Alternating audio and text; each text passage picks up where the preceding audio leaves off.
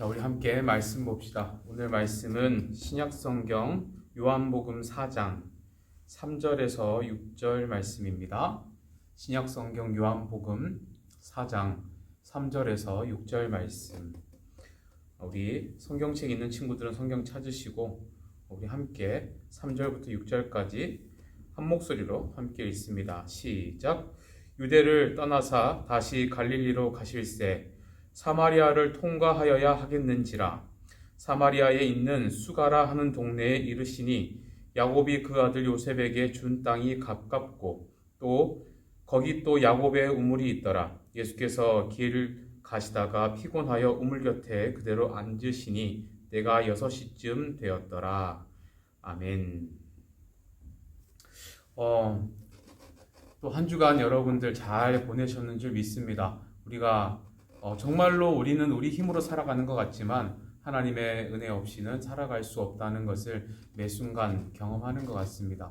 우리 지난주 말씀을 잠깐 점검을 좀 해봅시다. 지난주에 우리가 4점, 데드 포인트에 대해서 우리가 배웠습니다. 그죠? 그래서 우리가 신앙적인 차원에서 4점들을 만날 때에 우리가 뭔가 도전하기 어렵고 넘어서기 좀 꺼려지는 그런 상황들을 만날 때에 우리가 그것들을 뛰어넘어야 한다 하는 것들에 대해서 배웠습니다. 그리고 왜 그래야 하는가를 생각할 때 우리가 편안하다고 생각하는 그 영역, 내가 안전하다고 느끼는 그 안에서는 하나님의 새로운 차원의 역사나 하나님의 일하심을 잘 못 느끼기 때문에 우리가 뛰어넘어서 내가 생각하는 그 안전한 그 경계를 뛰어넘어서 하나님을 만나는 게 중요하다라는 것을 우리가 지난주에 생각을 했었습니다. 자, 오늘은 그 연장선에 관련된 말씀입니다. 목사님이 최근에 여러분들 설교에 계속 이런 도전과 관련된 얘기들을 자주 할 겁니다. 했었고요. 앞으로도 할 겁니다. 왜냐하면 지금 우리가 살아가는 이 사회는 지금까지 해왔던 방식으로 은혜 받는 것들, 학습되어 있는 모습들로 살아와서는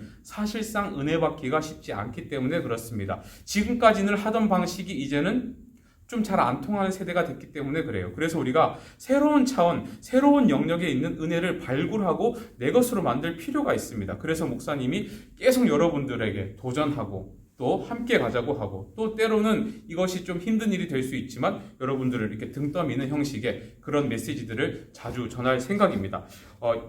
오늘 말씀 전하기에 앞서서 목사님 예전에 있었던 경험을 함께 공유하면 좋겠는데요.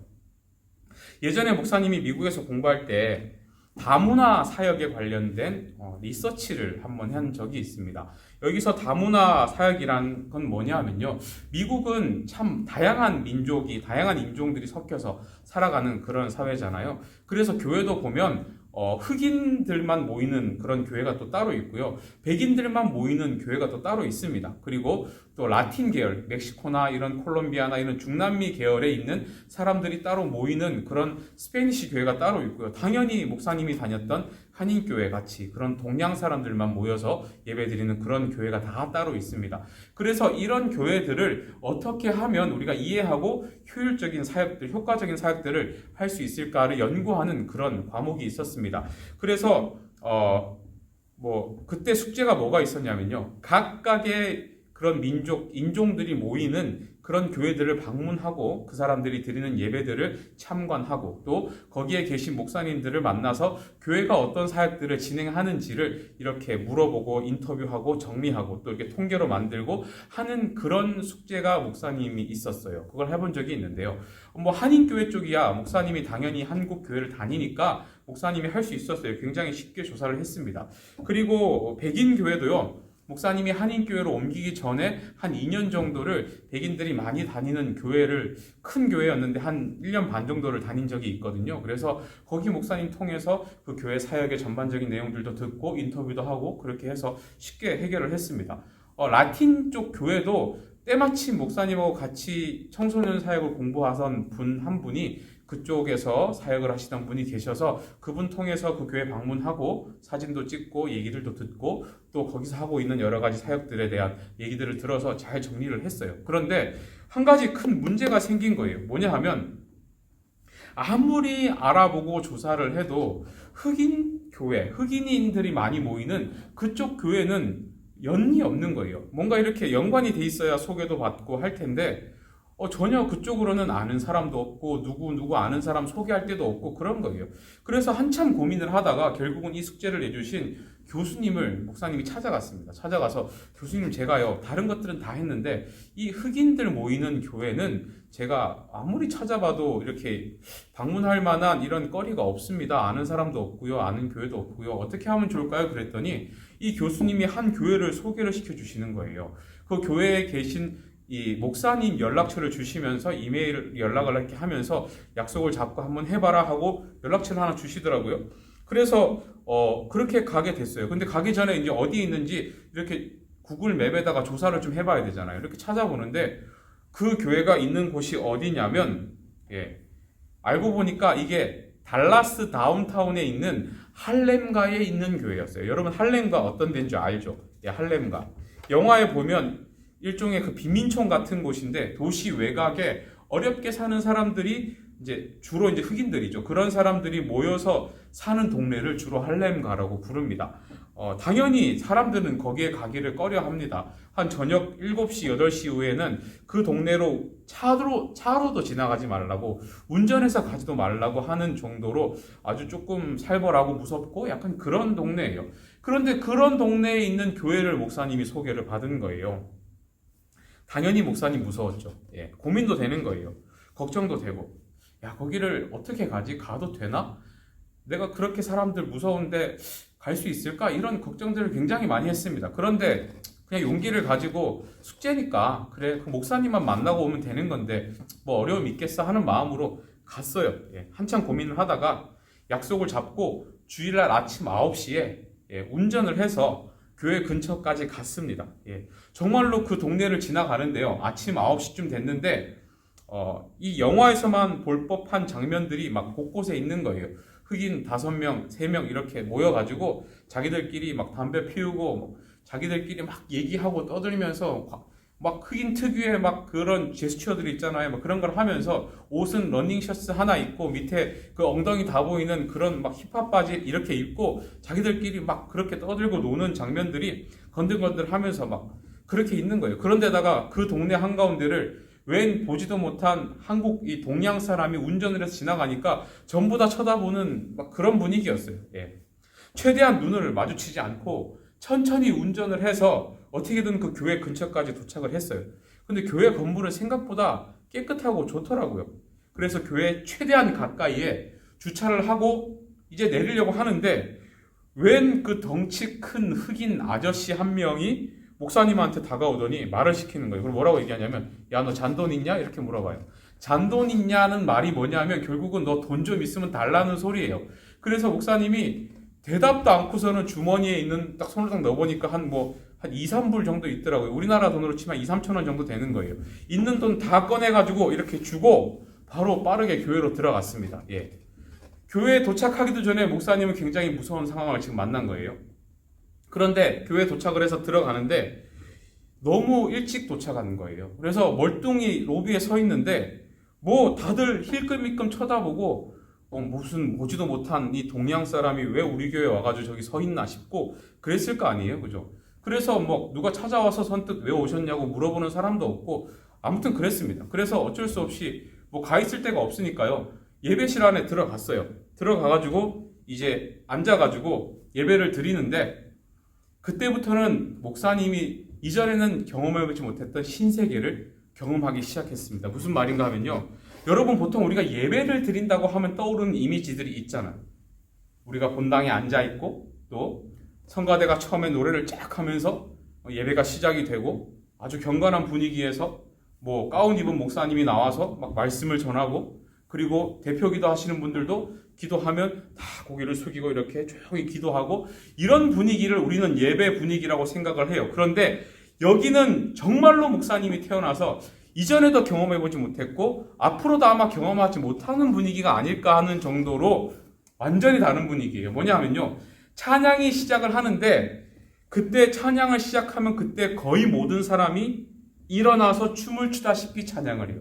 그냥 목소리로 찬양하면서 뭐 우리가 이렇게 즐겁게 하는 수련회에서 하는 그 정도 찬양이 아니에요. 대부분의 흑인들이 일어나서 정말로 앞에 보는 사람, 옆에 보는 사람, 뒤를 보는 사람, 의자 위에 올라간 사람 모두 자기만의 어떤 리듬을 가지고 막 춤을 추면서 막 열심히 찬양을 해요. 그냥 가만히 앉아 있는 사람은 이상하게 보일 정도로 그렇게 열심히 찬양을 하는 거예요.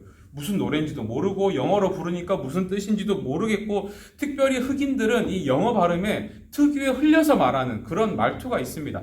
그러니까 무슨 말인지 더 모르죠. 그런데도 저도 그 분위기에 이끌려서 어쩔 수 없이 일어나서 같이 박수 치면서 그냥 그 노래를 느끼면서 찬양을 느끼면서 찬양을 했어요. 그리고 더 신기한 게 뭐냐면요. 뭔가 어쨌든 한 찬양을 부르면 같이 합창을 하잖아요. 그런데 그 교회 분위기는 어떤가 하면요.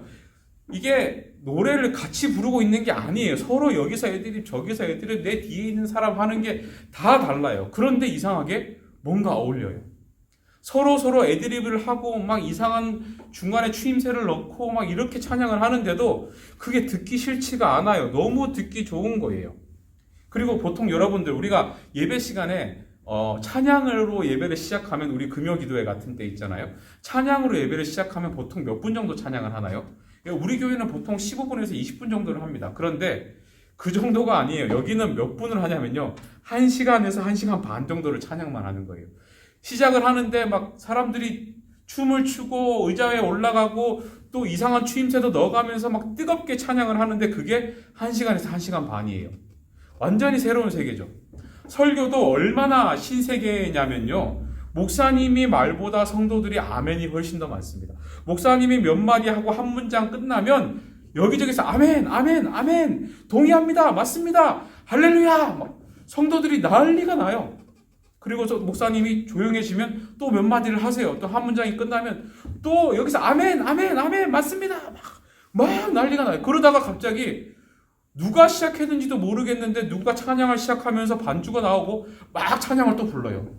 그러면서 또 한 곡이 끝나고 나면 다 앉으면 목사님이 설교를 또 시작하시면 또 아멘 아멘 아멘 하고 이런 식으로 예배가 진행이 되니까요. 제가 막 이 분위기가요. 어떻게 해야 될지를 모르겠대요. 기분이. 이걸 같이 아멘을 해야 되는 건지 일어나야 되는 건지 설교를 들을 때는 뭔가를 얻어 쓰고 제가 이렇게 들으면서 쓰고 막 경건하게 들어야 될 것 같은데 그렇지가 않은 거예요. 분위기가. 누구는 설교 듣다 말고 뒤에서 막 우는 소리가 들리고 막 기도하는 소리가 들리고 누구는 설교 듣다 말고 일어나서 맞다고 막 박수 치면서 막 동의를 하고 이러는데 와 예배 시간이 이래도 되나 하는 생각이 목사님한테 드는 거예요. 네. 목사님의 심리 상태가 어땠을까요? 안 그래도 이 두려운 할렘가라는 데를 억지로 왔어요. 지금 거기다가 주차하면서 돈까지 뜯겼습니다. 아는 사람 한 사람도 없는 곳에서 목사님은 지금까지 평생 경험해보지 못한 이 전혀 다른 예배를 경험하고 있는 이 마음이 목사님 어땠을까요? 일단은요, 정신이 없고요. 2단은 정말 빨리 나가고 싶고요. 3단은 괜히 한 것 같은 후회를 했어요, 솔직히. 내가 여기까지 굳이 왜 왔을까? 이런 마음이 솔직히 들었거든요. 그런데 정말로 신기한 경험을 한 것이 무언가 하면요. 그날 예배를 거의 3시간 가까이 드렸습니다. 한 12시 한 반에서 40분 정도의 예배가 마친 것 같아요. 10시가 안 돼서 시작을 했습니다.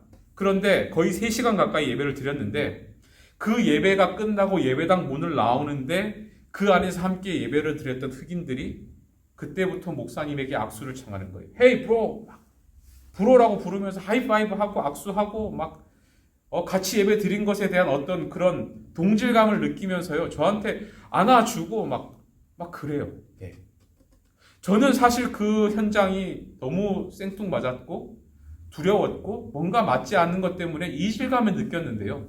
그렇게 나오는데 사람들이 얼마나 저를 반겨주고 막 안아주고 하는지 어떻게 우리 교회에 오게 된 거냐부터 해서 막 먼저 막 제가 그 목사님 만나기로 했던 목사님 이름 말하니까 막 뛰어가가지고 그분 손을 잡고 와서 너 찾아온 손님이라고 자기가 막 소개를 해주고 또 그 교회는 끝나고 나니까 조그만 스티로폼 도시락에 빵이랑 치즈 이렇게 해가지고 먹을 걸 간식같이 도시락을 주더라고요. 근데 그거 막 가져와서 이거 먹으라고 저한테 주기도 하고 막 예. 아무튼 저에겐 너무 신선한 경험이었어요. 그런데 그날 이후로 목사님에게 바뀐 게 있습니다. 예. 아마 저는 평생 목사로 살면서 주를 위해 예배를 인도하는 사람이고 말씀도 전하는 삶을 살아갈 거고 누구보다 예배와 가까이 연관되어 있는 삶을 앞으로도 살겠지만 아마 그날 제가 경험했던 그 할렘과 흑인 교회에서 보았던 그 뜨거운 찬양의 열정은 아마 저에게는 나오지 않을 것 같아요. 앞으로도 그런 기회가 있을지 모르겠지만 앞으로도 누구보다 예배를 많이 주관하고 찬양을 많이 드리는 그런 목사의 삶을 살아가겠지만 그때 목사님이 만났던 그 예배의 현장들, 그 현장에서 보았던 하나님을 찾았던 갈구했던 그 사람들의 모습처럼 예배할 수 있을까 할 때 목사님은 아직 그러지 못할 것 같다는 생각이 많이 듭니다. 사실 목사님은 거기에서 할렘가에서 사는 사람들이 주로 그 교회에 오는 사람들이었는데요. 흑인들이 막말로 막 살고 또 죄도 쉽게 짓고 또 유혹에도 쉽게 빠지고 그래서 전혀 복음과 상관없이 사는 사람들일 거라고 사실 목사님 생각했거든요. 그런데 아주 힘들게 살아서 쉽게 유혹에 빠지기는 하지만 그렇다고 해서 그들이 하나님을 사랑하지 않는 것은 아니었고 매주 와서 이렇게 뜨겁게 찬양하고 예배 드리고 설교 듣다가 울면서 자기의 죄를 회개하면서 그렇게라도 하나님 때문에 살아가는 이유들을 찾는 사람들이 과연 우리보다 못한 사람이라고 할 수 있는가 하는 그런 생각이 드는 거예요. 왠지 아세요?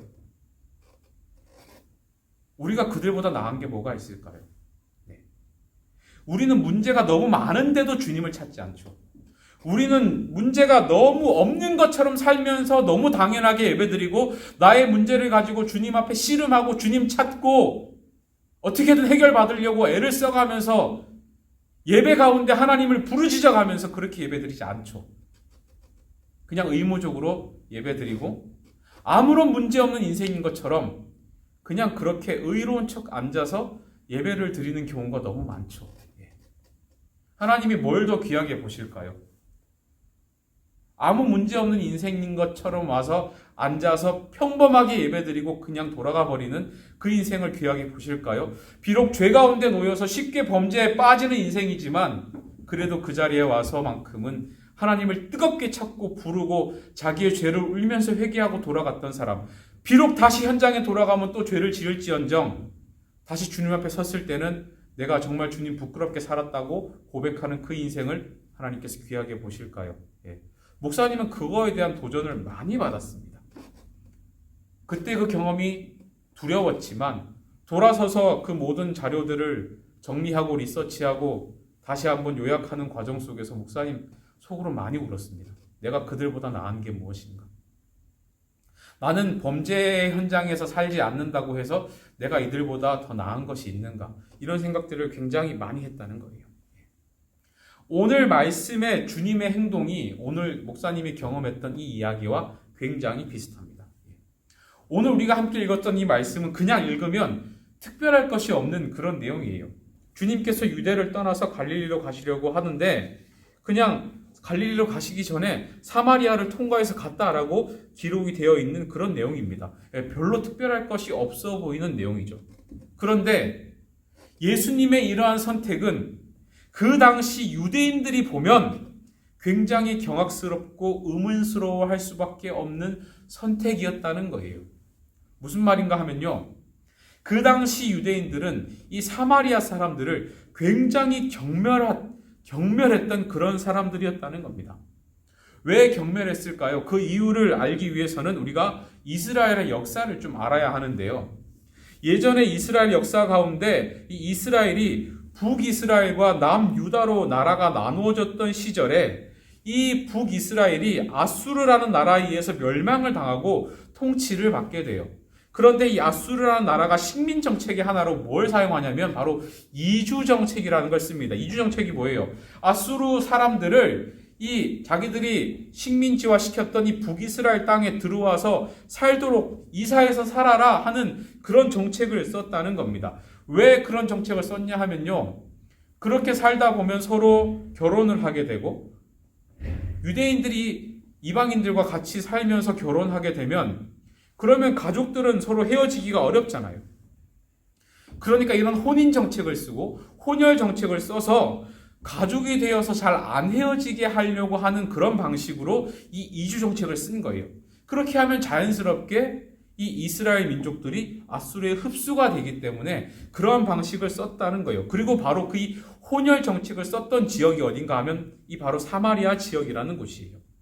그리고 또 한 가지 우리가 이해해야 하는 이 유대인들의 상식과 문화가 있는데 뭐냐 하면 이 유대인들이 이러한 혼혈인들을 어떻게 바라보았는가를 우리가 알아야 하는데 유대인들에게 있어서 이 피라는 개념은 곧 생명하고 연관이 됩니다. 유대인들에게 있어서 피는 생명이에요. 그런데 이 피가 섞였다는 것, 피가 더러워졌다는 것이 무엇을 의미하냐면요. 바로 이 생명이 저주를 받았다라는 것으로 이해가 되는 거예요. 그러니까 다시 말하면 이 유대인들 입장에서는 사마리아 사람들이 자신들은 상종하기 싫은 하나님께 저주받은 그런 사람들이다 라고 이렇게 평가를 받았다는 겁니다. 그러니까 별로 좋아하지 않죠. 가까이 하고 싶어 하지 않죠.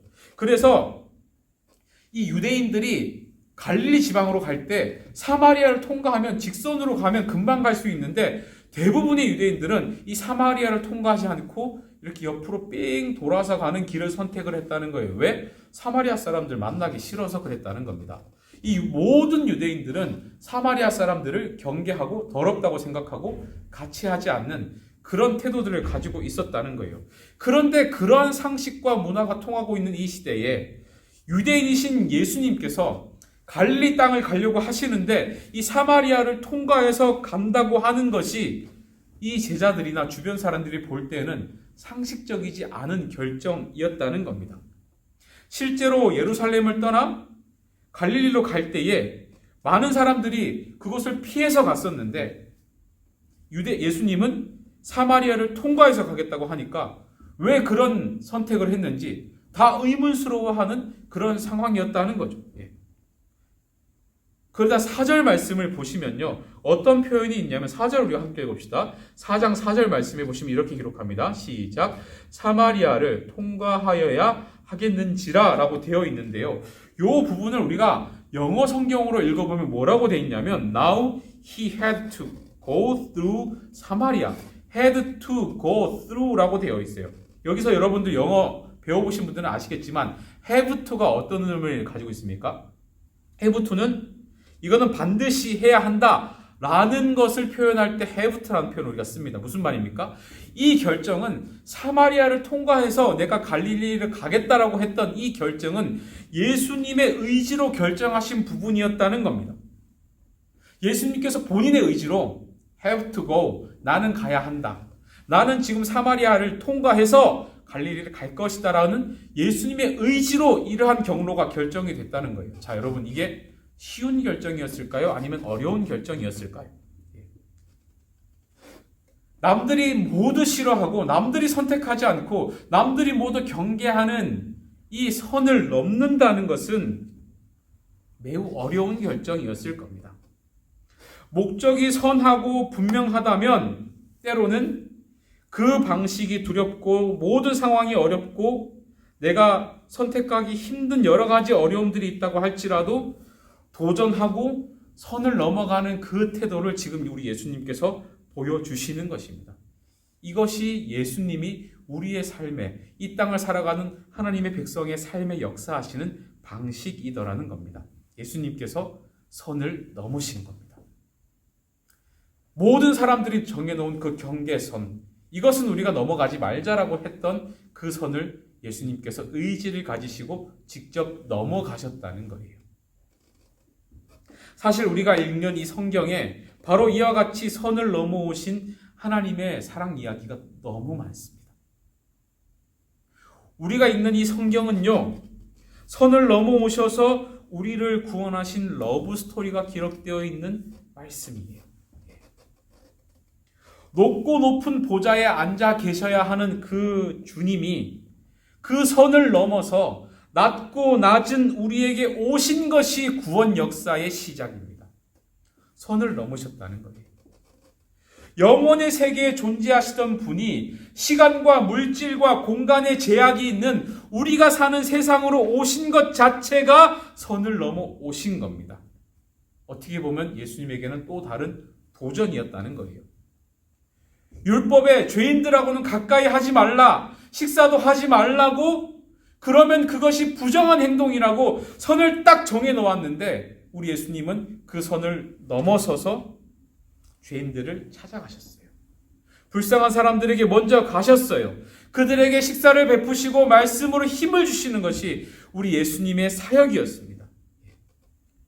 예수님께서 우리의 삶에 찾아오셔서, 그 시대에 찾아오셔서 함께 하셨던 것은 유대인들이 정해놓은 율법이라는 그 경계와 선을 넘어서셔서 우리와 함께 식사하시고 우리와 함께 먹으시고 모두가 배척하는 이 한 여인의 영적인 고민을 들어주시고 삶을 포기했던 그 사람들에게 새로운 꿈으로 꿈을 주시는 방식으로 저 선 너머에 있는 우리들의 삶과 함께 하셨기 때문에, 그 선을 뛰어넘어 우리와 함께 계시는 방식을 선택하셨기 때문에 지금 우리가 살고 있는 겁니다. 이 유대 땅 지구 반대편에 살고 있는 우리에게도 그 복음이 전해져서 우리가 예수 믿는 사람이 될 수 있었다는 겁니다. 바라기는 이 예수님의 선택, have to go, 내가 저기를 가야 한다 라고 결정하셨던 이 도전이 오늘 우리의 꿈이 될 수 있기를 바랍니다. 우리도 우리의 의지와 목적으로 반드시 나는 가야 한다, 내가 세워놓은 이 경계를 넘어서서 하나님의 새로운 차원의 역사와 은혜를 경험하기 위하여 우리는 가야 한다, 이 주님의 목소리가 여러분들의 심령 가운데 들리기를 축원합니다. 우리의 삶 가운데는 너무 많은 선들이 존재하는 것 같아요. 내가 만들어 놓은 선들이 정말 많습니다.